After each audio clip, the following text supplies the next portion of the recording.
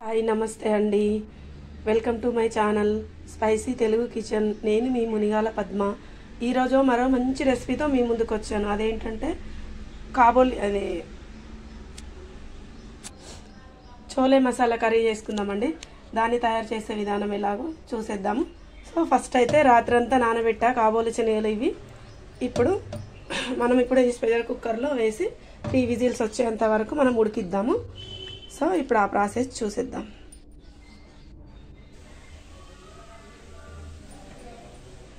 దీంట్లో కొంచెము పసుపు,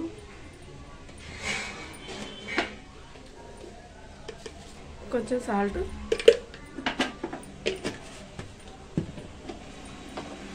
వేసేసుకొని ఇప్పుడు విజిల్ అయితే పెట్టేశాను. సో విజిల్ వచ్చే వరకు మనము ఈలోపు ఈ ఆనియన్ పేస్ట్ చేసేసుకుందాం, ఉల్లిపాయ పేస్ట్ చేసేసుకుందాం. తర్వాత ఈ టమాటా కూడా పేస్ట్ చేసేసుకుందాం. ఈలోపు ఆ విజిల్స్ అది ఉడికేంత వరకు, టమాటా వచ్చి అది శనగలు విజిల్ వచ్చేంత వరకు ఈలోపు ఈ పేస్ట్ చేసేసుకుందాం. 5 లవంగాలు, 3 ఇలాచీలు, కొంచెం సాజీరా. ఇది ఇప్పుడు మిక్సీ జార్లో వేసేస్తున్నా.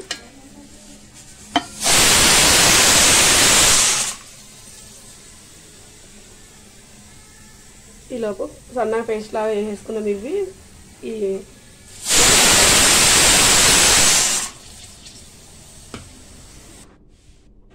ఇదిగోండి చక్కగా మంచిగా ఉడికిపోయినాయి. బాగా మెత్తగా కూడా అవ్వద్దు, లైట్గా ఇట్లా పలుకుగానే ఉండాలి. సో ఇవైతే ఉడికిపోయినాయి. ఈ రసం అయితే దాంట్లో మిగిలిన ఉడికించిన తర్వాత వడగడతాం కదా, ఈ వాటర్తో అయితే మనకు అవసరం ఉంటుంది. సో అయితే ఈ వాటర్ కూడా పక్కకు పెట్టేస్తున్నా. స్టవ్ వెలిగించి ప్యాన్ అయితే పెట్టాను. ఓకే, స్టవ్ వెలిగించి ఆయిల్ అయితే పోసాను.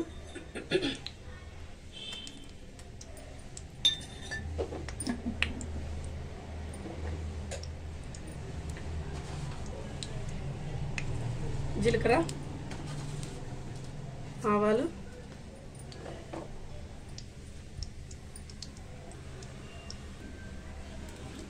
కొంచెం ఒక 2 బిర్యానీ ఆకులు, కొంచెం బిర్యానీ పువ్వు.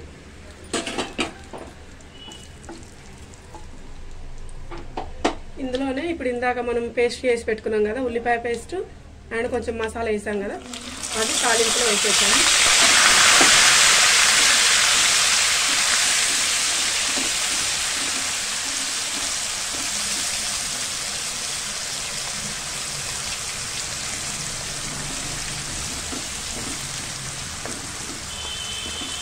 కొంచెం నూనెలో వేగాలి బాగా. పచ్చి వాసన పోయేంత వరకు వేపుకోవాలండి.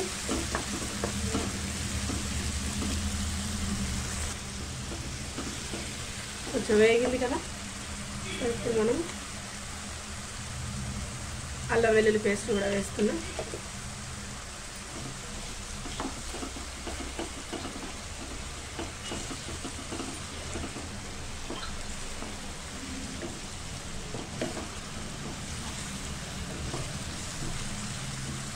కొంచెం వేగాలి. ఇది కూడా కొంచెం పసుపు కూడా వేసేస్తున్నా.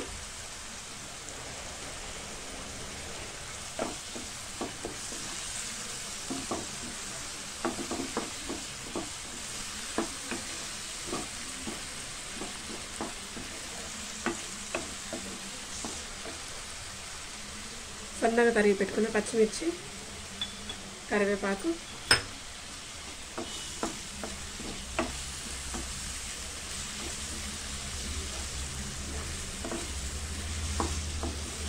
ఇవి కొంచెం వేగనిద్దాము.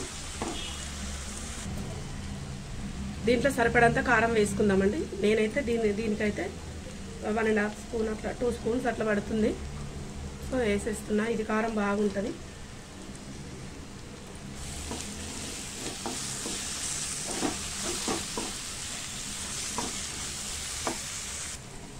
ఇందులో రుచికి సరిపడంత సాల్ట్,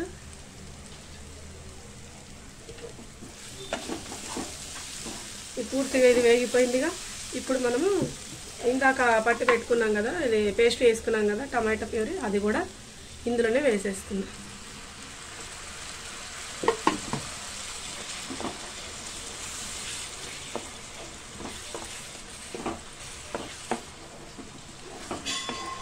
కొంచెం ఆయిల్లో వేగాలి. ఇది కొంచెం ఆయిల్ ఇట్లా సపరేట్ అవుతుంది కదా, సో అలా అయ్యేంత వరకు మనము స్టవ్ మీద కొంచెం దీన్ని పెట్టేస్తాం. ఇట్లాగే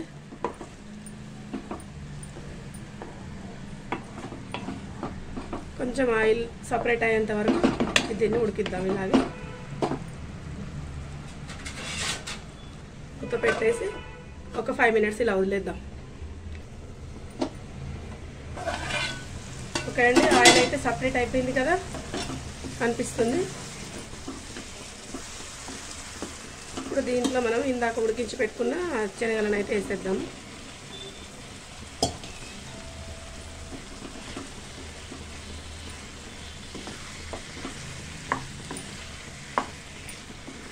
ఒక 5 మినిట్స్ ఇట్లాగే పెట్టేద్దాం.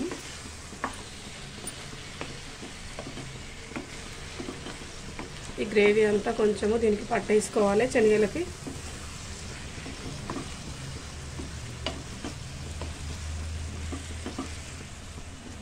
జస్ట్ ఒక్క 2 మినిట్స్ ఇలా వదిలేద్దాం.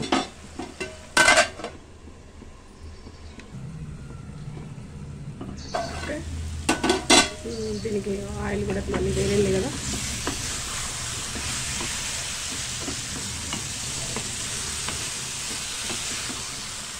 ఇందాక మనము శనగలు ఉడకబెట్టగా మిగిలిన వాటర్ ఉన్నాయి కదా, ఆ వాటరే వేసేస్తున్నా, వేరే అయితే వేయట్లేదు. ఆ వాటరే బాగుంటుంది.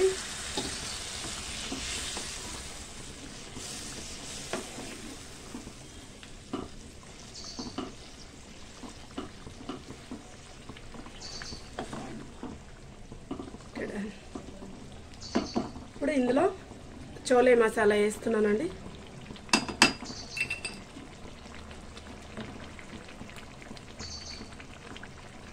కొంచెం కొత్తిమీర కూడా వేసా.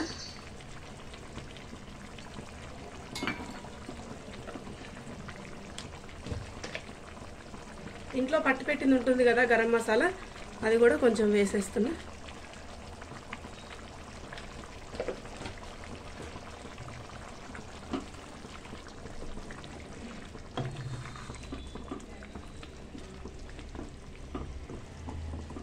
లాస్ట్ ఫైనల్ ఒక 5 మినిట్స్ మనము మళ్ళీ ఆయిల్ అంతా కొంచెం సపరేట్ అయినట్టు కనిపిస్తుంది మనకు మొత్తం ఉడికిన తర్వాత.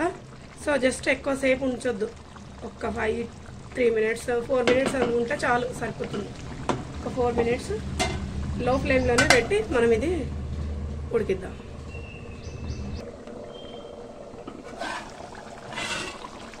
ఆయిల్ అయితే సపరేట్ అయింది చూడండి.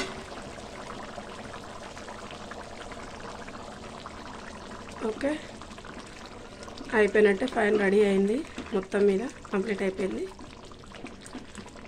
సో ఈ కర్రీ అయితే చపాతీలోకైనా పూరీలోకైనా అండ్ రైస్లోకైనా కూడా చాలా బాగుంటుంది. సో నేను ఇప్పుడైతే చేసింది రైస్లోకే. ఈవినింగ్ అయితే చపాతీ కూడా చేసేసుకోవచ్చు, చపాతీ అయినా పూరీ అయినా ఏదైనా చేసేసుకోవచ్చు, దేనికైనా పర్ఫెక్ట్గా ఉంటుంది. ఇది చాలా బాగుంటుంది, దేంట్లోకైనా తినచ్చు. ఓకే, మరి కర్రీ అయితే రెడీ అయిపోయింది. దీన్ని టేస్ట్ చూసి ఎలా ఉందో చెప్పేస్తాను. ఓకే అండి, మరి స్టవ్ అయితే ఆఫ్ చేసేస్తున్నా.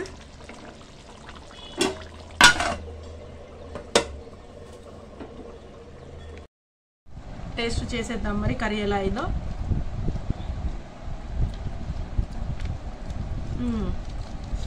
చాలా బాగుంది, మంచిగా ఉంది, టేస్ట్ అయితే నాకు నచ్చింది. ఇంకా రైస్లో కంటే కూడా చపాతీ ఆరు పూరి అట్లా వాటికైతే ఇంకా చాలా బాగుంటుంది. సో దీంట్లో రైస్లో కూడా ఇంకా చాలా బాగుంది, కానీ ఇంకా వాటిలోకి అయితే ఇంకా చాలా చాలా బాగుంటుంది అనమాట. సో మీకు కూడా నచ్చిందా మరి? నేను చేసిన రెసిపీ మీకు కనుక నచ్చినట్టయితే మీరు కూడా ట్రై చేయండి. ట్రై చేసి మీకు ఎలా కుదిరిందో ఆ రెసిపీ నాకు కామెంట్లో అయితే కామెంట్ పెట్టండి. ఓకే అండి, మరో మంచి రెసిపీతో నేను మీ ముందుంటా. నేను మీ మునిగాల పద్మ.